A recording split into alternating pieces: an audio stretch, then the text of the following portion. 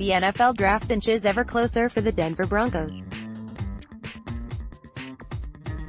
The smoke signals are steadily rising out of Dove Valley, with fans pining to know what the Broncos will do with the No. 10 overall pick. As opposed to years past, this time around, GM John Elway has tried much harder to obfuscate his intentions in the first round.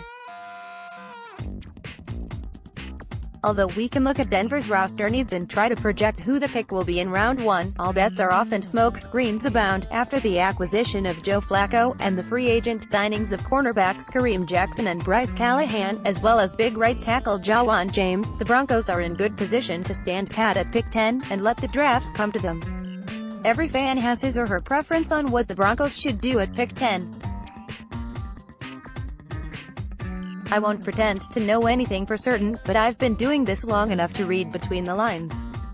Ever since Flacco was introduced as a Bronco officially, all the team's talking points would lead one to believe that Denver isn't all that interested in taking a QB in round 1. That line of thinking goes, why take a QB who's going to hold a clipboard in 2019, when we could draft a blue-chip non-QB who could ostensibly make an immediate impact and help us compete? While I understand that logic, the Broncos would be remiss to kick the future franchise QB can down the road another year, mostly due to the fact that top 10 picks don't come around all that often in Denver. Neglecting the future in order to feed the compulsion to win now worked when Peyton Manning was in Denver, and I'm not so sure the same philosophy will pay dividends under Joe Flacco. The NFL draft is coming. Don't miss any breaking news or in-depth analysis on the Broncos. Sign up for our free newsletter, and get every breaking story delivered to your inbox. The Broncos are within striking distance of a QB now, holding a top 10 pick. The board might not fall their way.